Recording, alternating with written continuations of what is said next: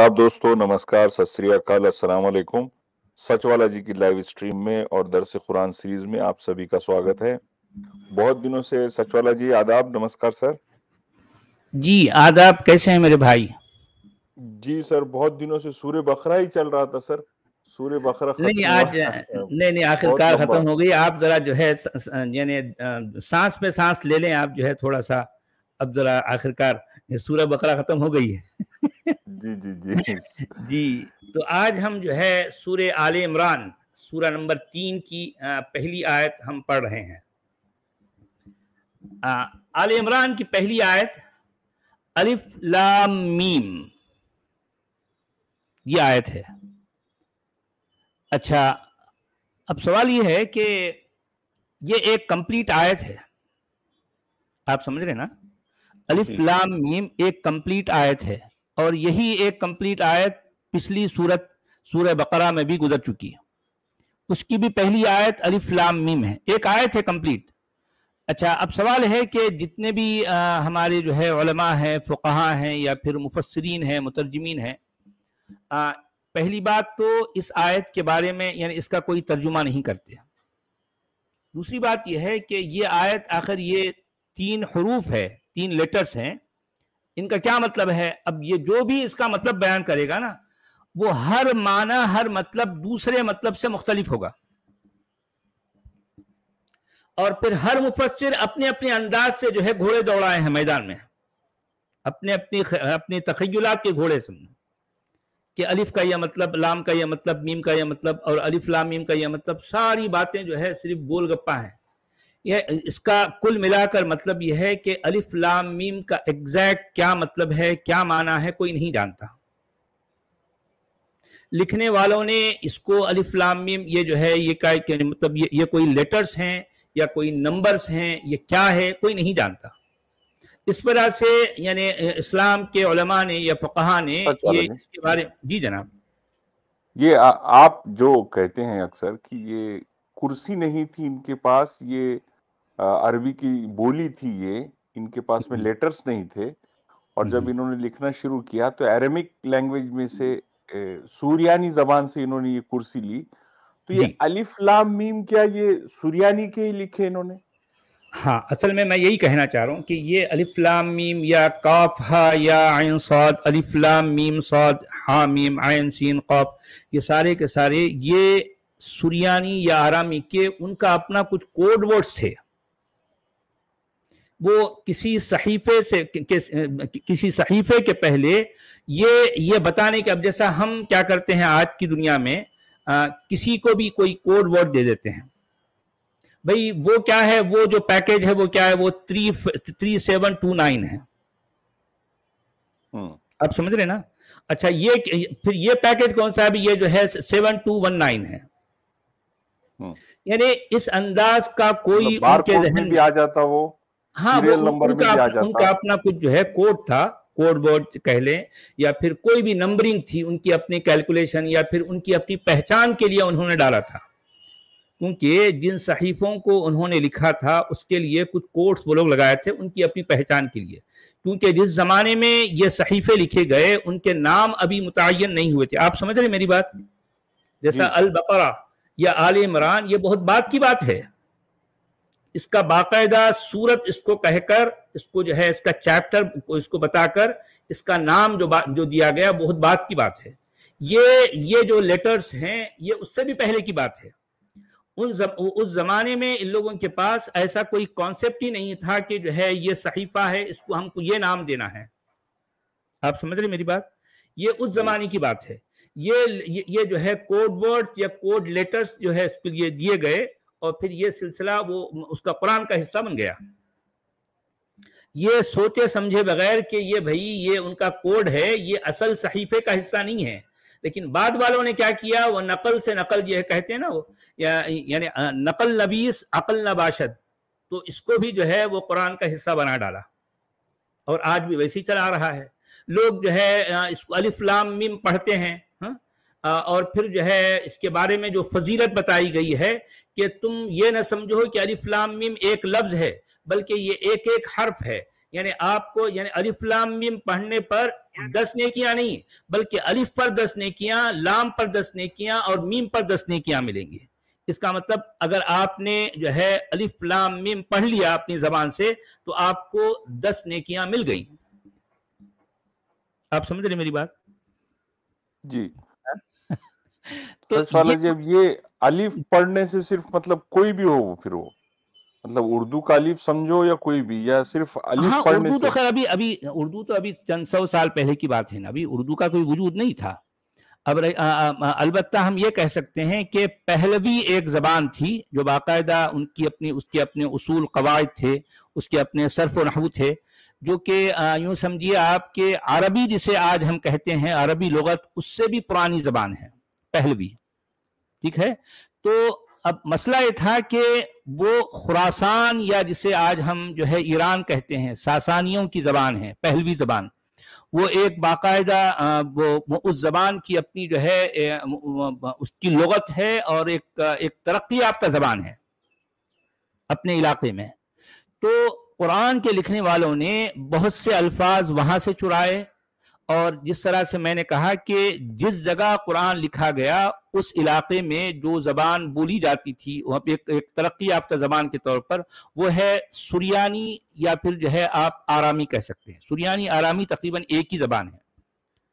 تو اس سے ان لوگوں نے بہت کچھ سیکھا، کیونکہ اصل میں یہ رہنے والے تھے وہاں کے۔ ساسان یا پھر جو ہے ایران ان کے آس پاس کا علاقہ تھا، وہاں سے بھی انہوں نے بہت کچھ سیکھا۔ تو آگے چل کر کچھ حروف تو جو ہے ساسانی یا پہلویوں سے لیے، اور کچھ جو ہے انہوں نے یہ سریانی سے لیا۔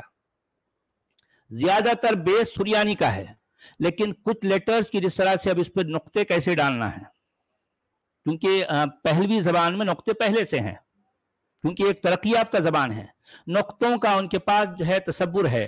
نقطے ڈالنے سے ایک حرف صرف نقطوں کے اوپر نیچے کرنے سے اس کی آواز، اس کی شکل، اس کے معنی بدل جاتے ہیں۔ یہ تصور انہوں نے ساسانیوں سے یا ایرانیوں سے لیا، پہلوی زبان سے، کیونکہ جس زمانے میں قرآن لکھا جا رہا تھا اس کے پاس جس طرح سے میں نے کہا کچھ بھی نہیں تھا بھائی، اس کو بہرحال اپنے پہلے والوں کی نقل کرنی تھی۔ آپ سمجھ رہے نا؟ یعنی قرآن کے لکھنے والوں کو بہرحال اپنے جو آس پاس کے جس کے پاس سب کچھ ہے، ان کا اپنا ایک بیس ہے، ان کا اپنا اصول اور قاعدہ ہے، ان سے انہوں نے بہت کچھ سیکھا۔ زیادہ تر تو سریانی یا آرامی سے، اور کچھ چیزیں مجھے ایسا لگتا ہے کہ نقطوں وغیرہ کا جو ہے جو معاملہ ہے وہ یہ پہلویوں سے سیکھا، پہلوی سے، جسے آج ہم فارسی کہتے ہیں۔ فارسی کا پرانا نام پہلوی ہے۔ جی سچ والا جی، کچھ علماء اس میں کہتے ہیں کہ یہ انیشیلز ہے، وہ کاہے کے انیشیلز ہے اس کی بھی ڈیٹیلز بتاتے ہو۔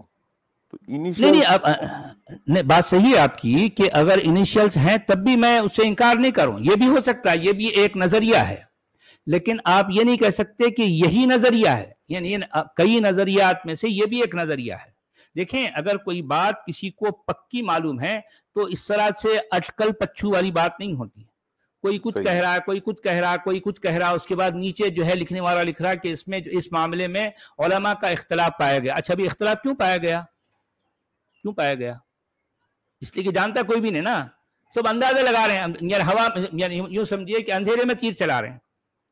اب اندھیرے میں جو تیر چلے گا وہ نشانے پر تو لگنے کا چانس کم ہے، کسی کا کہیں لگ گیا، کسی کا کہیں لگ گیا۔ اب کوئی بولنے والا کہے کہ نہیں بھائی اس کے بارے میں کئی علماء نے کہا، علماء نے کیا کہا؟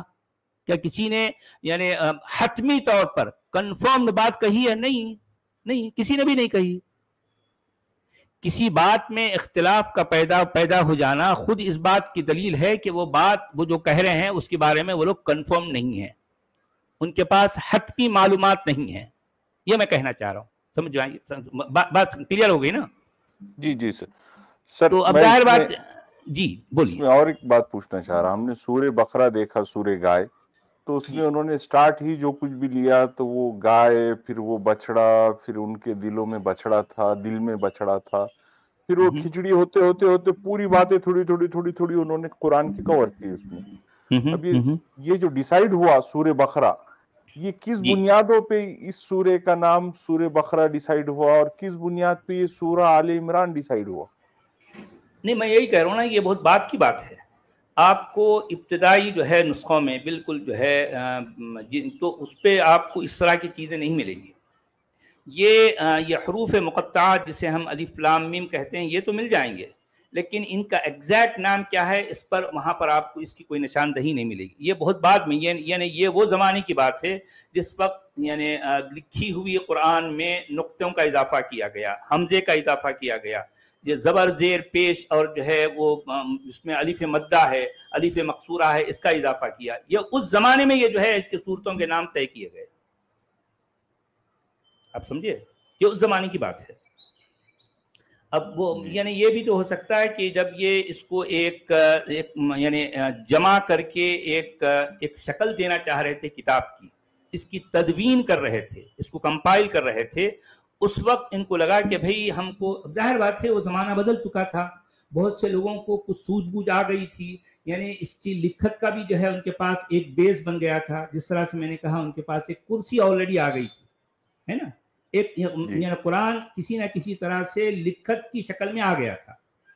تو اب یہ آ جانے کے بعد میں ان کے ذہنوں میں یہ سوال پیدا ہوا کہ بھی جو ہے اس کو ہم پارٹ بائی پارٹ اگر اس کو رکھیں تو اس کو دونوں یعنی ایک پارٹ سے دوسرے پارٹ کو ڈسٹنگوش کرنے کے لیے، اس کو الگ کرنے کے لیے ہمیں کچھ تو بیچ میں ایک فاصلہ لگانا ہے نا. وہ فاصلہ کیا ہے؟ سورت کا نام ہے، تاکہ آگے چل کر کسی کو یہ پتا چلے کہ ہاں بھی فلاں آیت کس سورت کی ہے، کس چیپٹر کی ہے، کس باب کی ہے. ٹھیک ہے، تو اس طرح سے یہ جو ہے سورتوں کی باقاعدہ جو ہے درجہ بندی ہوئی، ان کے نام طے کیے گئے. یہ سب وقت کے ساتھ ساتھ، یعنی میں اصل میں یہی کہتا ہوں جس انداز کا قرآن آج ہمارے پاس پایا جاتا ہے، اگرچہ کہ اس میں بہت سے اختلافات ہیں، ان کے ورژنز الگ الگ ہیں، یہ ایک الگ بحث ہے، لیکن وہ الگ الگ ورژنز کو اگر بازو بھی رکھ دیتے ہیں، قرآن آج جس شکل میں ہے اس کو اس شکل میں آنے تک لگ بھگ 100 سال کا عرصہ لگا. آپ سمجھ رہے میری بات؟ جی. اس شکل کو آنے تک لگ بھگ 100 سال کا عرصہ لگا. اب وہ عرصہ لگنے کے باوجود بھی اس میں آپ کو لفظوں کے اختلافات ہیں، ان میں جو ہے الگ الگ ورژنز ہیں جس میں الگ الگ روایت سے الگ الگ قراءت ہے، قراءت کا مطلب پڑھائی، اور الگ الگ ورژنز میں الگ الگ جو ہے روایت ہے لکھت کے بارے میں جس کو کتابت کہتے ہیں. قراءت اور کتابت یعنی پڑھائی اور لکھائی میں جو فرق ہے، یہ سب کچھ اتنا ہونے کے باوجود آج بھی یہ فرق جو ہے ہم کو بالکل کلیئرٹی کے ساتھ ملتا ہے، جس طرح سے میں اپنی کتاب میں جو ہے یہ سب کچھ لکھنے والا ہوں. یہ ساری جو ہے میں کتنے کیا ڈفرینسز ہیں میں اس کو بتاؤں گا دنیا کے سامنے. ٹھیک ہے، تو الف لام میم کے حوالے سے میں اتنا کہہ سکا. تو ظاہر بات ہے وہ ہندی والے بابا بھی اب اس سے زیادہ کیا کہہ پائیں گے، وہ بھی صرف الف لام میم کہہ دیں گے. یہ اچھا، مریم عمران جو تھے یہ مریم کے باپ تھے، ایسا بھی کوئی ذکر آیا نا، تو وہ واقعہ یہاں نہیں ہے کیا؟ یہ پوچھنا چاہ رہا ہوں. ہاں ہو سکتا ہے اس میں آل عمران کا جو ہے، چونکہ اس میں آل عمران کا ذکر آیا ہے، اس صورت میں آل عمران کا ذکر ہے، یعنی مریم کی جو ہے کیا ہے وہ مریم کی ماں، مریم کا باپ یا اخت ہارون، کیا ہے وہ آل عمران، ہارون. ہاں تو وہ جو ہے ہارون مریم کی جو ہے مریم کا بھائی ہے، اور اس کے باپ کا نام، ہارون کے باپ کا نام یا مریم کے باپ کا نام کیا ہے؟ وہ عمران ہے. جی. تو اس طرح سے جو ہے اس میں آل عمران کا چونکہ ذکر آیا تو اس لحاظ سے اس سورت کا نام بھی آل عمران ہو گیا. جس طرح سے پچھلی سورت بقرہ، سورت البقرہ میں بقرہ کا ذکر آیا تو اس اعتبار سے اس کا نام بقرہ پڑ گیا. بھئی کچھ تو ایک نام رکھنا ہی تھا. چونٹی، ایک سورت میں جو ہے چونٹی کا ذکر آ گیا، چونٹی جو ہے اس کا نام ہو گیا. کسی سورت میں مکڑی کا ذکر آیا تو مکڑی اس کا نام ہو گیا. ہاں تو یہی انداز ہوتا ہے. تو اس طرح سے جو ہے نام رکھے گئے سورتوں کے. آیت نمبر 2، اللہ لا الہ الا هو الحی القیوم. اللہ وہ زندہ جاوید ہستی جو نظام کائنات کو سنبھالے ہوئے ہے، حقیقت میں اس کے سوا کوئی خدا نہیں ہے۔ یعنی اس میں بھی اللہ کو غائب کی شکل میں پیش کیا گیا، یعنی یہ بات اللہ خود نہیں کہہ رہا، اللہ خود نہیں کہہ رہا، بلکہ اس میں یہ کہا جا رہا ہے اللہ وہ ہے جو جس کے سوا کوئی خدا نہیں، اور وہ کیا ہے؟ هو الحی القیوم، وہی جو ہے زندہ ہے، وہی جو ہے سنبھالے ہوئے ہے یا کھڑا کرنے والا ہے، قائم کرنے والا۔ یعنی اللہ کے بارے میں یہ انفارمیشن دی جا رہی ہے، یہ انفارمیشن اللہ خود ہم کو نہیں دے رہا، بلکہ اللہ کے بارے میں کوئی ہے جو ہم کو یہ انفارمیشن دے رہا ہے۔ ہندی میں کیا کہہ رہے ہیں بھائی؟ اللہ کے سوا کوئی پوجیہ نہیں، وہ جیوت نتیہ استھائی ہے۔ اچھا آیت نمبر 3، نزل علیک الکتاب بالحق مصدقا لما بین یدیہ وانزل التوراۃ والانجیل، اس نے تجھ پر کتاب نازل کی جو حق لے کر آئی ہے اور ان تمام کتابوں کی تصدیق کر رہی ہے جو پہلے سے آئی ہوئی تھی، تورات اور انجیل نازل کر چکا ہے۔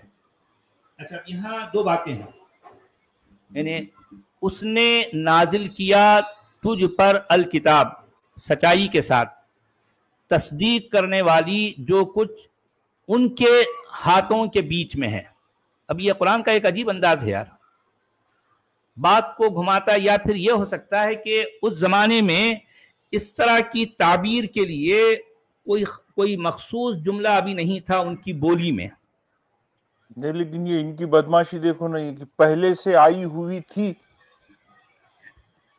یہ کیا ہے؟ یہ ان کو کس نے کہا یہ پہلے سے آئی ہوئی تھی؟ نہیں بھائی، اب یہ تو ان کا اپنا عقیدہ بیان کرنا ان کے لیے لازم ہے نا بھائی۔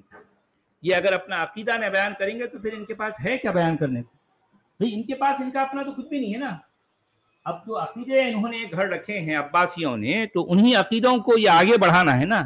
تو قرآن کے اندر، قرآن کے ترجموں میں اس طرح کے عقیدے وہ جو ہے ڈال دیے گئے۔ اچھا آپ دیکھیے قرآن جو باتیں کرتا ہے، اس کے بارے میں جو باتیں، جو عقیدے جو ہے بنائے گئے، وہ یہ کہ تم قرآن کی تلاوت کرو جس طرح سے کہ قرآن کی تلاوت کا حق ہے۔ اچھا تلاوت کرنے کا فائدہ کیا ہے بھائی؟ فائدہ یہ ہے کہ تم نے اگر قرآن کا ایک لفظ پڑھ لیا تو تم یہ مت سمجھو کہ جو ہے ایک لفظ کی ایک نیکی ہے، بلکہ ایک حرف کی ایک نیکی ہے۔ اگر کسی لفظ میں، اب جیسا میں نے کہا نزلہ، تو اس میں 3 حروف آ رہے ہیں، تو ہر ایک حرف کی 10 نیکیاں ہیں۔ میں نے نزلہ کہہ دیا تو مجھے 30 نیکیاں مل گئیں، اور پھر اس میں اضافہ اللہ جتنا چاہے کرے گا، اس کے پاس کوئی کمی تھوڑا ہی ہے اس کے خزانے میں۔ تمہاری نیت دیکھ کر، تمہاری جو ہے خلوص کو دیکھ کر اللہ جو ہے ان 30 نیکیوں کی جگہ 300 بھی کر سکتا ہے نا؟ کیونکہ اللہ جو ہے جس کسی کو دیتا ہے بغیر حساب کے دیتا ہے نا۔ تو اب یہ تصور، یہ عقیدہ جو ہے جب مسلمانوں میں عام کیا گیا تو مسلمان، ان کی ساری کوشش کیا رہی کہ اس کتاب کی تلاوت کرنا، اس کو پڑھ لینا، اس سے فائدہ تو ہو جائے گا، بھلے ہم کو سمجھنے آئے نہ آئے، اس سے ہم کو کیا کرنا ہے بھی۔ اچھا کبھی کسی نے کہہ دیا کبھی قرآن کو سمجھ کے پڑھنا چاہیے، تو اب ظاہر بات ہے مسلمانوں کیا جو ہے 90% یا اس سے بھی زیادہ جو ہے جو لوگ ہیں وہ نان عرب ہیں، ہے نا؟ تو اب یہ ان کے لیے قرآن کی بولی سیکھنا کوئی آسان کام نہیں ہے۔ سیکھنے کے بعد بھی ان کے پلے نہیں پڑتی۔ ان کے علماء نے اتنی باؤنڈریز لگا دی قرآن کے آس پاس میں، اتنے بڑے بڑے بیریئر بنا دیے کہ قرآن کو اگر تمہیں سمجھنا ہو تو تم علماء کی صحبت میں بیٹھ کر علماء کی زبان سے سمجھنا، کیونکہ قرآن جو ہے سمجھنے کے لیے ہمیں کم سے کم 17 علوم سیکھنے پڑیں گے۔ اگر تم ان 17 علوم کو سیکھے بغیر قرآن پڑھ لو گے تو تم بھٹک جاؤ گے، تمہارے اعمال جو ہے پورے اکارت جائیں گے، پھر کیا ہوگا کہ تم مرو گے تو تم جو ہے وہاں پر کچھ بھی تم کو نہیں ملے گا۔ تو اس طریقے سے جو ڈرا دیا گیا نا، تو عوام عام طور پر اس سے ایک بات تو یہ کہ ڈر گئی، دوسری بات یہ ہے کہ قرآن کو ڈائریکٹلی پڑھ کے سمجھنا کوئی ہر کسی کے بس کا کام نہیں ہے۔ تو لوگوں نے ایک آسان راستہ ڈھونڈ لیا کہ بھئی اس کی تلاوت کرو، اس کو اچھے خوش الحانی کے ساتھ بڑے ترنم کے ساتھ پڑھو، پڑھنے والا بھی جو ہے بڑے مزے لے کے پڑھے گا اور سننے والا بھی جھوم جھوم کے سنے گا۔ تو اس کا مطلب یہ ہے کہ یہی چیز مسلمانوں میں رائج ہو گئی۔ کیونکہ یہ چیز رائج ہو گئی تو مسلمانوں میں یہ بھی جو ہے بات جو ہے ڈالی گئی کہ تم اپنے بچوں کو قرآن کا حفظ کرواؤ۔ کیا کرو؟ قرآن کا حفظ، یعنی قرآن کو یاد دلاؤ۔ اچھا، یاد کرنے کے لیے ایک حافظ کیا کرتا ہے؟ رٹتا ہے طوطے کی طرح، اس کو اس کے مفہوم پر غور کرنے کی کوئی ضرورت ہی نہیں ہے بھائی، اس کو کیا لینا ہے جس میں کیا لکھا ہے، اس کو تو صرف حرف سے حرف، لفظ سے لفظ دیکھنا ہے اور اسی طرح سے اس کو پڑھ کے یاد کر لینا ہے، بات ختم۔ تو یہ تصور گدھوں کی طرح، ہاں بالکل۔ تو اب یہ جو ہے دیکھیے کہ یہ تصور، یہ عقیدہ جب مسلمانوں میں جو ہے ڈالا گیا تو مسلمانوں میں یہ ہوا کہ ان کو بتایا گیا کہ دیکھو بھائی، تم اگر اپنے بیٹے کو یا اپنی اولاد کو قرآن کا حفظ کرواؤ گے تو وہ جو تمہاری اولاد ہے اپنی پچھلی 7 پشتوں، پچھلی اور اگلی 7 پشتوں کو بخشوائے گا، اور جس کا وہ باپ ہے، یعنی جو ہے جس بچے کا باپ یعنی مطلب جو حافظ ہے اس کے باپ کو قیامت کے دن جواہرات کا تاج پہنا کر لوگوں کے سامنے بڑے فخر سے جو ہے پیش کیا جائے گا۔ اور اسی چکر میں میرے والد صاحب جو ہے مجھے حفظ کے مدرسے میں لے کے گئے تھے نا بھی، ان کو اسکول سے نکال کے ادھر اسی لیے ڈالے کہ وہ جنت میں لے جائے آپ، چونکہ ان کو جو ہے ان کے سامنے ان کے مطمح نظر یہ 2 جو ہے باتیں تھی۔ ایک تو ان کا مقصد یہ تھا کہ چلو بھئی میرا بیٹا جو ہے اللہ کے کلام کا حافظ بن جائے گا، اور دوسرا فائدہ یہ ہے کہ قیامت کے روز میرے سر پر تاج ہوگا، اور پھر جو ہے میری پچھلی 7 نسلیں اور اگلی 7 پشتیں وہ ساری کی ساری بخش دی جائیں گی اس حافظ بیٹے کی جو ہے کی بدولت، اس کے طفیل میں۔ تو انہوں نے ویسے اس میں کوئی شک نہیں کہ میرے والد صاحب قبلہ محترم جو ہے وہ بہت چاؤ سے، بڑے پیار سے جو ہے مجھے مدرسہ لے جاتے تھے، اور ہر کچھ دن بعد وہ جو ہے ایک شہر کی بہت اچھی مشہور جو ہے مٹھائی کی دکان سے وہ مٹھائیاں خرید کر 2 کلو مٹھائی، وہ زمانے میں جو ہے وہ اس دکان کی مٹھائی بہت مہنگی ہوتی تھی، وہ مہنگی والی مٹھائیاں خرید کر وہ میرے مدرسے میں لا کر جتنے بھی بچے ہوتے تھے ان سب میں وہ مٹھائیاں تقسیم کرتے تھے، مہینے میں 1 بار یا کبھی کبھی 2 بار جو ہے، جب کبھی بھی یعنی ہمارے والد صاحب کا موڈ آ جاتا تو وہ خاص طور پر وہ دکان جاتے، وہاں سے مٹھائی خریدتے اور جو ہے سب بچوں میں تقسیم کرتے۔ کیونکہ دیکھیں میرے والد صاحب بڑے سچے انسان ہیں، بہت سچے انسان ہیں، دل کے بہت صاف ہیں، دل کے بہت سچے ہیں۔ تو ان کو یہ لگا کہ بھی ان کے علماء نے یہ کہا کہ بھی یہ تو ہونے والا ہے، قیامت کے دن ان کو تاج بھی پہنایا جائے گا، اور پھر جو ہے ان کی اتنی پشتیں جو ہے بخشوائی جائیں گی۔ تو یہ کام جو مجھے حفظ کروا رہے تھے ان کو لگا کہ یہ میں بہت اچھا کام کر رہا ہوں، تو یہ جب اچھا کام کر رہا ہوں تو جو ہے پورے دل سے کرنا چاہیے۔ تو چنانچہ انہوں نے جو ہے یہ اس عمل کو جاری رکھا، اور ہمیشہ وہ اس کا خیال رکھتے تھے کہ جو ہے جتنے بھی بچے حفظ کر رہے ہیں میرے مدرسے میں ان سب کی جو ہے ان کی دلجوئی کی جائے، ان کو جو ہے ان کو خوش رکھا جائے۔ تو حالانکہ دیکھیں آج بھی مجھے میرے والد صاحب بہت یاد آتے ہیں، ان کا پیار، ان کا دلار، ان کی جو ہے، مگر کیا کریں یار، کیا کریں۔ میں اپنے والد صاحب کو جھوٹا نہیں کہہ سکتا، وہ میں اس بات کی گواہی دوں گا کہ وہ بالکل سچے انسان ہیں، سچے انسان، آنیسٹی ہے نا سچ والا جی، جو چیز بالکل کو honest مانے ہے، اس کو پورا نبھائے۔ جی ہاں، یعنی وہ دوسرے اور مومنوں کی طرح جھوٹے نہیں ہیں کہ جو ہے وہ زبان پہ کچھ دل میں کچھ نہیں، ایسا نہیں ہے، وہ جو مانتے تھے اس پر وہ عمل بھی کر رہے تھے۔ وہ اپنی محنت کی گاڑی ہی کمائی سے مٹھائیاں خرید کر میرے مدرسے کے میرے جتنے کلاس میٹس ہوتے ان سب میں بانٹنا، اس زمانے میں، یہ میں آج سے تقریباً سمجھیے کہ جو ہے 52 سال پرانی بات کر رہا ہوں، 52 بہت پرانی بات ہے نا، 55 سال پرانا زمانہ، آپ کتنا سیدھا سادہ زمانہ تھا آپ سوچئے۔ اس زمانے میں بھی جو ہے اتنی مہنگی مٹھائی لا کر بچوں میں تقسیم کرنا یہ ہر کسی کے بس کا کام نہیں تھا، میرے والد صاحب کرتے تھے۔ حالانکہ ان کے پاس، میرے والد صاحب کے پاس اتنے سارے بچے ہیں، ان کی بھی اپنی جو ہے ضرورتیں ہیں، لیکن اس کے باوجود ان کے دل میں یہ تھا کہ نہیں، جو اللہ کی کتاب کو یاد کرنے والے جو بچے ہیں ان کی خدمت کرنی چاہیے، ان کی جو ہے ان کی جو ہے ان کی دلاسائی کرنی چاہیے، ان کے لیے کوئی ان کو سکون پہنچانا چاہیے، ان کو خوش رکھنا چاہیے، اور چونکہ رکھتے تھے، وہ رکھتے تھے،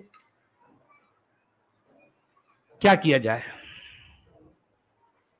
جی اب وہ تو ان کو جو بھی سمجھ میں آیا اس کو انہوں نے ایمانداری سے نبھایا، ہاں پوری ایمانداری کے ساتھ، پوری دیانتداری اور کے آج ساتھ بھی جو ہے نبھا رہے ہیں۔ نبھایا، یا آج بھی نبھا رہے ہیں۔ وہ جس چیز کو سچا سمجھ رہے ہیں، وہ چونکہ قرآن میں آ گیا تو انہوں نے قرآن کو دیکھا کہ جو کوئی کفر کو ایمان کے اوپر رکھے اس کے ساتھ کسی قسم کا تعلق نہیں رکھنا، بھلے وہ تمہارا خونی بیٹا ہو، تمہارا بھائی ہو، تمہارا باپ ہو۔ تو قرآن کی ان آیتوں پر وہ عمل کر رہے ہیں، وہ جانتے ہیں قرآن کیا ہے۔ وہ ایسے جو ہے جو آ کر ہمارے سامنے دوغلی باتیں کرتے ہیں، ڈبل اسٹینڈرڈ کرتے ہیں، ویسے نہیں ہے میرے والد صاحب۔ میرے والد صاحب بہت سچے انسان ہیں، جو کچھ انہوں نے پڑھا، جو کچھ ان کو سمجھا، وہ اس پر عمل کرتے ہیں، دوغلاپن نہیں کرتے، دوغلاپن نہیں کرتے۔ تو قرآن کی یہ سورہ آل عمران کی تیسری آیت میں یہی کہا گیا کہ اس میں جو ڈنڈی ہے سچوالا جی، کتنی کھلی ڈنڈی مار دی انہوں نے۔ یہاں پہ وہ لکھ رہے ہیں کہ جو تمہارے ہاتھوں کے درمیان ہے، یہاں یہ کہہ رہے ہیں کہ کیا کہا انہوں نے، ایک سیکنڈ، اب نیچے اس میں لکھا کہ اور پہلے ان سے آئی تمام ہوئی ہے۔ کتابوں کی تصدیق کر رہی ہے جو پہلے سے آئی ہوئی تھی، پہلے سے آئی ہوئی تھی، اور اس نے اتارا تورات کو اور انجیل کو۔ اب یہ کلیم ہے، ہندی میں کیا کہیں، ہندی پڑھ لیا۔ اس نے آپ پر ستیہ کے ساتھ پستک قرآن اتاری ہے جو جی اس سے پہلے کی پستکوں کے لیے پرمان کاری ہے، اور اسی نے تورات تتھا انجیل اتاری ہے۔ اس میں تورات اور انجیل لکھا ہوا ہے عربی میں سچوالا جی؟ ہاں عربی میں تو خیر لکھا ہے، لیکن عربی میں قرآن لکھا ہوا نہیں ہے۔ یہ قرآن کو جو ہے یہ اپنے طرف سے ایڈ کر گئے۔ بات یہ ہے کہ ہر جگہ یعنی قرآن اپنے آپ کو الکتاب کہتا ہے، اور تورات اور انجیل کوئی علیحدہ کتابیں نہیں ہیں، ٹھیک ہے، لیکن مسلمان جو ہے سمجھتے ہیں کہ یہ علیحدہ کتابیں ہیں۔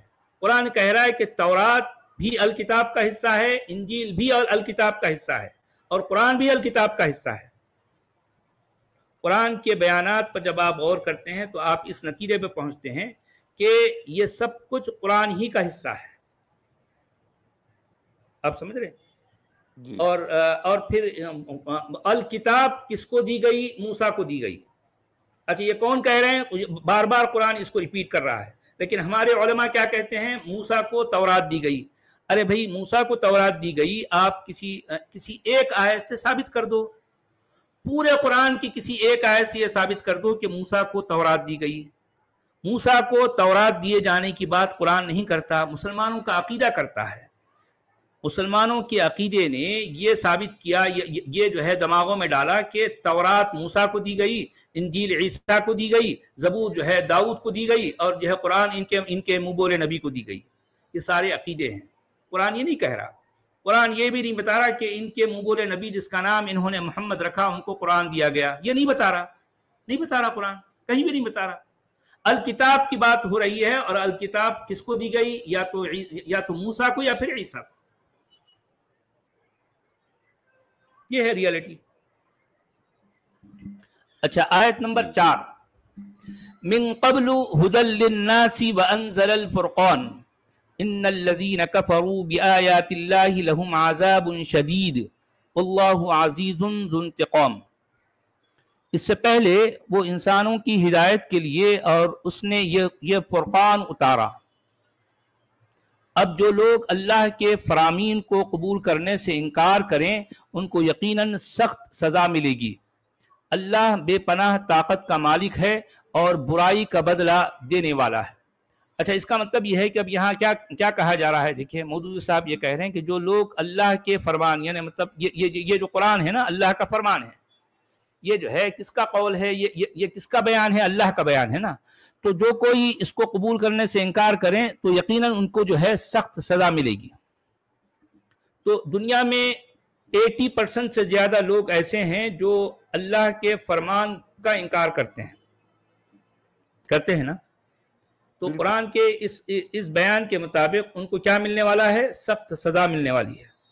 اور پھر اللہ یہ بھی کہا جا رہا ہے کہ واللہ عزیز ذو انتقام، اللہ جو ہے طاقت کا مالک ہے اور برائی کا بدلہ، یہاں پر برائی نہیں کہا، انتقام لینے والا ہے، بہت شدید انتقام لینے والا ہے، زبردست انتقام لینے والا ہے. ریونج، یہ جو لفظ آیا ہے یہاں ریونج کا لفظ ہے، انتقام. جان بوجھ کر انہوں نے کیا کر دیا کہ جو ہے بدلہ، یعنی بدلے کی یہاں بات ہی نہیں ہو رہی بھائی، یہ ریونج ہے. اچھا اب یہ بتائیے، اب ریونج کس سے لیا جاتا ہے اور ریونج لینے والے کو کیا کہتے ہیں؟ ریونج لینے والے کو خدا سے کہتے لیا ہیں. جاتا ریونج. ہاں، یعنی گویا کہ اللہ کے 80% جو بندے ہیں جس کو ان کے عقیدے کے مطابق خود اللہ نے پیدا کیا، اپنے 80% بندوں سے وہ ریونج لینے والا ہے. کیوں؟ اس لیے کہ وہ اس کی بات نہیں مانتے، اس پر ایمان نہیں لاتے، اس کی کتاب یا اس کی آیتوں کا انکار کرتے ہیں. تو اب وہ ان سے اللہ کیا کرے گا؟ واللہ عزیز ذو انتقام، اللہ جو ہے بڑا زبردست ہے اور جو ہے انتقام لینے والا ہے. انتقام، ریونج لینے والا ہے. اللہ کی ایک صفت یہ ہے کہ وہ ریونج لینے والا ہے، ذو انتقام ہے. لیکن ریونج لینا یہ بھی بہت ایک محدود انسانی سوچ کا کام ہے یہ. ہاں ظاہر بات ہے. مطلب ریونج آدمی کب لیتا؟ اس وقت جب جس چیز کا وہ ریونج لینے والا ہے، اس وقت جب اس کے ساتھ ظلم ہوا، تب وہ بےکس تھا، مجبور تھا، لاچار تھا، کچھ نہیں کر سکا. اب وہ انتظار میں ہے کہ موقع ملے گا تو میں بھی بدلہ لوں گا. یعنی یہ بات بالکل ایسی ہے. جی ہاں، دیکھیں کہ یہ بات بالکل ایسی ہے کہ ایک بچہ ہے، اس کے باپ کو اس کے سامنے مار ڈالا گیا. اب وہ بچہ کیا ہے؟ چھوٹا بچہ ہے، اس قابل نہیں ہے، اس کے اندر اتنی سکت، اتنی طاقت نہیں ہے کہ وہ اپنے باپ کے قاتلوں سے بدلہ لے سکے. اس وقت تو نہیں لے سکا. اب وہ چپ ہو گیا. اب وہ یہ اپنی آگ میں جو ہے پک رہا ہے، جل رہا ہے. اب یہی بچہ جب بڑا ہوگا، اب اس کے پاس جب جو ہے ذرا تھوڑی طاقت آئے گی، تو اب وہ اپنے باپ کے قاتلوں سے جو ہے بدلہ لے رہا ہے. یہ انتقام ہے. آپ سمجھ رہے ہیں؟ یہ کیا ہے؟ انتقام. تو اللہ بھی اسی طرح سے ہے. یعنی اللہ جو ہے بر وقت کچھ نہیں کر سکتا، بالکل لاچار بچے کی طرح ہے. بالکل لاچار بچہ جو دیکھتا ہے کہ لوگ اس کی آیتوں کا انکار کر رہے ہیں، تو اس وقت کچھ بھی نہیں کر سکتا. لیکن بدلہ کب لے گا؟ جب وہ اس کے پاس طاقت آئے گی. تو مجھے بتائیے کہ قرآن کی ایک ایک آیت سے یہ بات صاف جھلک رہی ہے کہ اس میں انسانی سوچ ہے، اور وہ بھی ایسی سوچ ہے جو بالکل بچکانہ ہوتی ہے. مجھے یہ بتائیے کہ ایک سمجھدار انسان، ایک جو ہے ایک مہذب انسان کبھی بھی اس طرح کا لفظ استعمال کرے گا کہ میں تم لوگوں سے جو ہے میں ریونج لینے والا ہوں؟ ایسا بولے گا؟ کیونکہ ریونج لینا ایک کمزور اور جو ہے ایک طرح کی جو ہے نچلی صفت ہے، اعلیٰ صفت نہیں کہہ سکتے آپ. اور یہ لفظ یعنی اللہ جو ہے ریونج لینے والا ہے، قرآن میں بار بار آیا. یعنی آپ یہ بھی کہہ سکتے ہیں کہ اللہ کون ہے بھی، تو آپ یہ کہہ سکتے ہیں کہ اللہ وہ ہے جو ریونج لیتا ہے. کہہ سکتے ہیں آپ، برملا طور پر کہہ سکتے ہیں، کیونکہ یہ لفظ اور یہ صفت اللہ کے ساتھ قرآن میں بار بار جوڑی گئی ہے. واللہ عزیز ذو انتقام، یعنی اللہ جو ہے ریونج لینے کے معاملے میں بڑا سخت ہے، ریونج لیتا ہے. ہاں جی، ہندی میں کیا کہہ رہے ہیں بھائی؟ اس سے پورو لوگوں کے مارگ درشن کے لیے فرقان اتارا ہے، تتھا جنہوں نے اللہ کی آیاتوں کو اسویکار کیا انہی کے لیے کڑی یاتنا ہے، اور اللہ پربھتوشالی بدلہ لینے والا ہے. کانٹرڈکٹری ورڈ ہے یہ. پربھتوشالی کوئی ہے تو وہ بدلہ کیوں لے گا؟ جگہ پہ فیصلہ کر دے گا. یعنی میں نے آپ کو ایگزامپل دیا نا، ایک بچہ ہے، اس کے باپ کو مار ڈالا گیا، تو بچہ کیونکہ بچہ ہے اس لیے کچھ نہیں کر سکتا. تو اب اللہ بھی چونکہ آج کی تاریخ میں بچہ ہے نا، اس کے پاس طاقت نہیں ہے، اس کے پاس یہ ہمت، یہ حوصلہ، یہ سکت نہیں ہے. اس لیے وہ کیا کرے گا؟ انتقام لے گا بعد میں جب وہ بڑا ہو جائے گا. تو اللہ میاں بڑے کب ہوں گے؟ کب ہوں گے؟ جب وہ پاور میں آئے گا تب بدلہ لے گا. کیا ہاں بات ہے. یعنی ابھی چونکہ اللہ جو ہے پاور میں نہیں ہے. آپ یہ سمجھ رہے اکثر ہیں؟ دیکھیں پولیٹیکل پارٹیز کرتے نا, جو گورنمنٹ میں رہتے ایگزیکٹلی, جی ہاں, وہ بدلہ لیتے. بدلہ لیتے ہیں نا, کیونکہ وہ پاور میں آ جاتے ہیں. اچھا, پاور میں آنے سے پہلے اس طرح کی باتیں کریں گے, ٹھیک ہے ہم ان کو دکھائیں گے, ہم ان کے ساتھ بدلہ نہیں. اچھا پھر بھی انسان کیا کہے گا, یہ ڈائریکٹلی یہ ریونج والا لفظ استعمال نہیں کرے گا. آپ نے کبھی دیکھا کہ جو ہے کسی بڑے سے بڑے پولیٹیشین کو یہ کہتا ہوا کہ جو میں اس کا بدلہ لوں گا, میں اس کو بدلہ نہیں, میں اس کا ریونج لوں گا؟ آپ نے کبھی سنا؟ بالکل نہیں. کیا مہذب دنیا میں ایون جو ہے, اگر کوئی امریکہ جو آج کی تاریخ میں سپر پاور کہلاتا ہے, یا چائنا ہے یا رشیا ہے, وہ اپنے کسی جو ہے کسی کمزور ملک کے بارے میں آپ نے کبھی سنا ہے کہ جو ہے وہ اس طرح کا لفظ استعمال کر رہا ہو کہ میں اس سے ریونج لوں گا؟ کیونکہ ریونج ایک طرح کا انسیولائزڈ ورڈ ہے, نیگیٹو ورڈ ہے. یعنی آج کی مہذب دنیا میں ریونج ورڈ کو کبھی بھی اچھا نہیں سمجھا جاتا. اگرچہ کہ وہ اگر جو ہے کسی کو سبق سکھانا بھی ہے تو یہ لفظ بولے بغیر کچھ اور طرح کی کاروائی کر کر سامنے والے کو سبق سکھائے گا, لیکن وہ اپنی زبان سے یہ لفظ ادا نہیں کرے گا.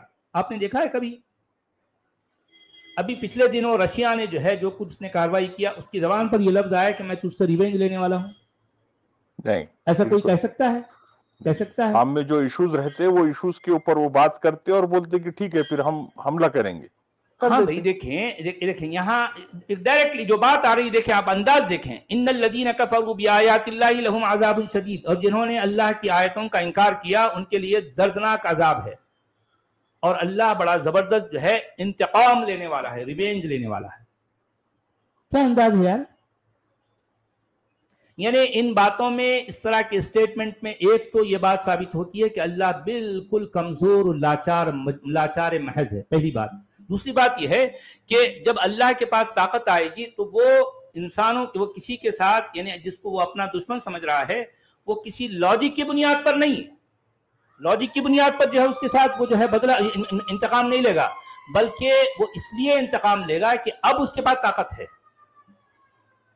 جی, پاور میں ہے, اب پاور میں ہے. اب کیونکہ وہ پاور میں آ گیا, اب اس سے جو ہے اس کے ساتھ جو ہے وہ کیا کرے گا, ریونج لے گا. کیا انداز ہے یار. کیا یہ باتیں, اس طرح کا انداز کسی خالق کائنات کا ہو سکتا ہے؟ بھلا سوچیے جائیے. ایک ایک آیت کو پڑھیے, اس کے ایک ایک لفظ پر غور کریں, اور پھر جو ہے بالکل نیوٹرل ہو کر, ان بائسڈ ہو کر جو ہے آپ اس پر غور کریں کہ کیا یہ باتیں, یہ انداز کسی خالق کائنات کا ہو سکتا ہے؟ بھلا میں ہمارے مومن بھائیوں سے یہ ریکویسٹ کروں گا کہ آپ قرآن کو اس انداز میں پڑھیں, اپنی آنکھوں پر جو عقیدت کی پٹی لگی ہے اس کو ہٹا کر بالکل یعنی غیر جانبدارانہ انداز میں قرآن کا مطالعہ کریں, تو آپ کو خود سمجھ آ جائے گا کہ قرآن کی ایک ایک آیت کھل کر یہ بتا رہی ہے کہ یہ جو ہے کسی آسمانی کلام نہیں ہے, بلکہ یہ ایک ایسے جو ہے ایک ایسے علاقے کا, ایک ایسی یعنی مطلب شخص کا کلام ہے جو یعنی سوچ کے اعتبار سے ابھی جو ہے اس کے اندر کوئی پختگی بھی نہیں آئی تھی. ایک پختہ ذہن انسان ایسے الفاظ اور یہ انداز استعمال نہیں کرے گا, ہرگز نہیں کرے گا. اچھا, یہ میک اپ آرٹسٹ چاہ کر بھی اس کو زیادہ میک اپ نہیں کر پا رہے ابھی. یہ لفظ کیا کریں گے؟ ظاہر بات ہے, سوچنا چاہیے نا لوگوں کو. اب یہ اور بات ہے کہ لوگ سوچنا نہیں چاہتے, تو وہ اب ہم کیا کر سکتے ہیں. ہمارا اصل میں پیغام ہے ہی سوچنے والوں کے لیے. ہم یہ جو باتیں کر رہے ہیں کس کے لیے؟ مومنوں کے لیے نہیں, جو مطلب علم کی جو ہے مطلب روشنی میں آنا چاہتے ہیں, جو عقل سے کام لینا چاہتے ہیں, جو ایمان کے اندھیرے سے نکل کر وہ عقل کی روشنیوں کی طرف آنا چاہتے ہیں. ہمارا یہ پیغام اصل میں ان کے لیے ہے جو چاہتے ہیں کہ نہیں ہر صورت میں ہم کو جو ہے یہ عرب غلامی کے اندھیرے میں رہنا. ٹھیک ہے بھائی, اب کیا کر سکتے ہیں, ان کا کوئی بھلا نہیں ہو سکتا, ہم کچھ بھی نہیں کر سکتے ان کے بارے میں. جی ہندی میں کیا کہہ رہے ہیں؟ اچھا یہ ہو گیا آپ کا آیت نمبر 3, 4 ہو گئی, بدلہ لینے والا ہے. ہاں ٹھیک ہے. اچھا آیت نمبر 5, ان اللہ لا یخفی علیہ شیء فی الارض ولا فی السماء. اچھا, بے شک زمین و آسمان کی کوئی چیز اللہ سے پوشیدہ نہیں ہے, اللہ سے چھپی ہوئی نہیں ہے. یہ کہنا کہ جو ہے کوئی چیز بھی، اب یہ اصل میں بات ایک بولنے کی فضول ضرورت سی، کیوں پڑ رہی ہے آپ کو؟ بات یہ ہے کہ ایک فضول سی نامعقول سی بات ہو گئی، تو اس کے بعد فوری اس طرح کا انداز اپنا لینا کہ جو ہے اللہ سے جو ہے کوئی چیز چھپی ہوئی نہیں ہے، اللہ زمین و آسمان کا مالک ہے، ساری چیزیں اللہ کی. یہ کیوں کہا جاتا ہے؟ تاکہ وہ پہلے والی آیت میں جو انداز اپنایا گیا کسی کا ذہن اس طرف نہ جائے، بلکہ چھٹے جو ہے یہ اس آیت پر ارے اللہ سے تو کوئی چیز چھپی ہوئی نہیں ہے بھائی، اس کا مطلب اللہ جو بھی بول رہا ہے اس کو بولنے کا حق ہے، کیونکہ اللہ ہے، وہ خالق ہے، وہ مالک ہے، وہی مدبر ہے، وہی رب ہے، تو اس کو اختیار ہے جو مرضی اپنی زبان اپنے انداز میں بولے. ہم کون ہوتے بھائی اس کی بات پر جو ہے تنقید کرنے والے؟ تو یہ لیکن کسی کے اللہ اگر ایسا سوچ رہا کہ سامنے والا یہ سوچ رہا کہ اللہ سے کوئی چیز چھپی ہوئی، ہمارے ذہن میں تو نہیں آیا اللہ سے کوئی چیز چھپی ہوئی ہے. اللہ آ کے بولنے سے ہم کو لگ رہا کہ یار یہ تو ہم سوچے بھی نہیں. اللہ تو سب کچھ جانتا ہے، مان کے چل رہے ہیں، اور تم بول رہے میرے سے آسمان اور زمین میں کو کچھ چھپے ہوا نہیں ہے، میرے کو سب معلوم ہے. دیکھیں یہ بات بالکل ایسی ہے کہ آپ کے دادا حضرت ابھی زندہ ہیں، اور آپ ان کے سامنے چھوٹے چھوٹے پوتے پوتیاں جو ہے نواسے نواسیاں ان کے جو بھی ہیں وہ گھر میں ہیں، تو وہ جس حویلی کو آپ کے دادا حضرت نے بنایا وہ ہر تھوڑی دیر کو یہ کہہ رہے ہیں کہ بچوں یہ حویلی میری ہے، اس کو میں نے بنایا. صحیح کہہ رہا ہوں؟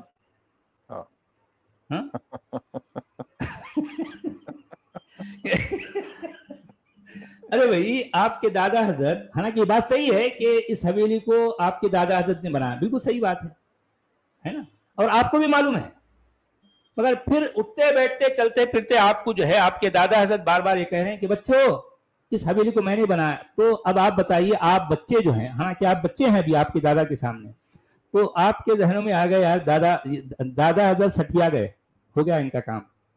نہیں بولیں گے آپ؟ نہیں بولیں گے؟ ہاں. اب یہ نسندہ اللہ سے آکاش و تتا دھرتی کی کوئی چیز چھپی نہیں ہے، تو کسی کو سندے ہے ہی نہیں نا بھائی، سندے تو ہے ہی نہیں، آپ دل میں ڈال رہے سندے.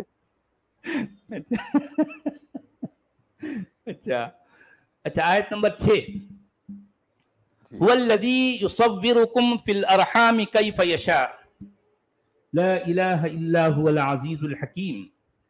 وہی تو ہے جو تمہاری ماؤں کے پیٹ میں تمہاری صورتیں جیسی چاہتا ہے بنا دیتا ہے، اس زبردست حکمت والے کے سوا کوئی اور الہ نہیں ہے، کوئی خدا نہیں ہے اس کے علاوہ، جو تمہارے ماؤں کے جو ہے ماؤں کی کوکھ میں جیسی چاہے صورت گری کرتا ہے. تمہاری کوئی کسی کا جو ہے کالا بنا رہا، کسی کو گولا بنا رہا، کسی کا چہرہ ذرا لمبا رکھا، کسی کو گول بنایا، کسی کی آنکھیں جو ہے وہ بھوری کر رہا، کسی کی جو ہے نیلی کر رہا، کسی کی کالی، کسی کے 5 انگلیاں بنا رہا، کسی کے 6 انگلیاں بنا رہا. تو جیسی چاہے صورت گری کرے گا بھائی، وہی اللہ ہے. اس کے علاوہ جو ہے ایسی حکمت، کسی کی 6 انگلیاں بنا رہا تو یہ بھی اس میں اللہ کی حکمت ہے، وزڈم ہے، اس کا وزڈم ہے بھائی. کسی کو جو ہے وہ جو ہے کیا کہ دونوں کے بیچ کا بنا دیتا ہے، ٹرانسجینڈر بنا دیتا ہے، اور اس کو پتا بھی نہیں کہ ٹرانسجینڈر بن گیا، اس لیے اپنی کتاب میں ان کا ذکر بھی نہیں کر رہا کہیں. آپ سمجھ رہے ہیں بات کو؟ لیکن صورتیں بنانے والا اگر ہے اللہ تعالیٰ، تو جن کی صورت اچھی نہیں بنی ان کے ساتھ تو ناانصافی آلریڈی کر دیا اس نے. ہاں نہیں اچھی نہیں بنی، یا مان لو کچھ بھی، بخیر ہم یہ نہیں کہہ رہے ہیں کہ کوئی اگر ہے کالا ہے تو وہ برا ہے، ہم یہ نہیں کہہ رہے ہیں، کیونکہ ہمارے نزدیک اگر کوئی کسی کا جو ہے کسی کی اسکن کالی ہے تو ہمارے لیے وہ بھی اتنا ہی جو ہے ریسپیکٹڈ ہے جس کی اسکن جو ہے گوری ہے، ہمارے لیے دونوں برابر ہے. آپ سمجھ رہے نا؟ ہم یہ بھی نہیں کہہ رہے ہیں کہ جو ہے کوئی لمبا ہے کوئی گٹا، یہ نہیں، بلکہ یہاں معاملہ یہ ہے کہ کسی کے اندر جو ہے کوئی ایسی یعنی وہ کیا کہتے ہیں خلقی جو ہے کوئی کمزوری ہے. مثال کے طور پر کوئی پیدائشی طور پر جو ہے وہ کوئی اندھا پیدا ہو گیا، پیدائشی طور پر گونگا پیدا ہو گیا. بھئی بچہ جو ہے پیدائشی جو گونگا ہوتا ہے اس میں کہیں نہ کہیں کوئی نقص کوئی کمی ہوتی ہے نا، تبھی تو وہ گونگا ہے. پیدائشی طور پر کوئی اس کے اندر کچھ ایسی چیز آ گئی کہ جو ہے وہ ظاہر بات ہے پیدا ہونے کے زندگی گزارنے تک بھی جو ہے وہ کمی پوری نہیں ہو سکتی. یہ اور بات ہے کہ آج کی تاریخ میں میڈیکل سائنس نے ایسی کچھ جو ہے اس کی اچیومنٹس ہو گئی ہیں، اس کے ڈیولپمنٹس، تو بہت کچھ، یعنی پیدائشی اندھے کو بھی یہ بینائی دی جا سکتی ہے، پیدائشی بہرا بھی ہے تو اس کے لیے بھی جو ہے کوئی نہ کوئی راستے نکالے گئے ہیں.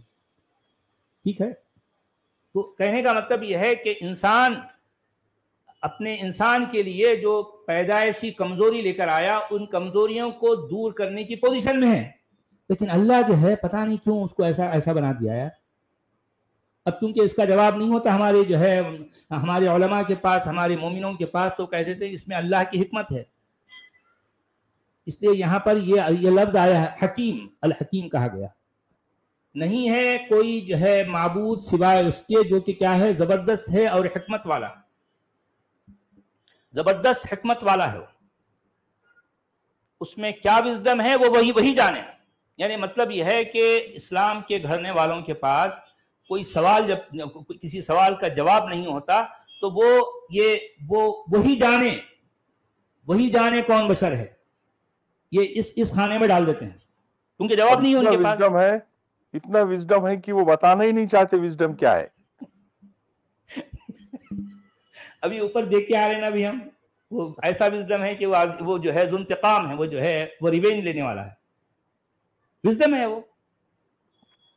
اور وہ اتنا کمزور ہے کہ وہ انتقام آج نہیں لے سکتا، جب بڑا ہو جائے گا تب لے گا. وزڈم ہے بھائی، وزڈم.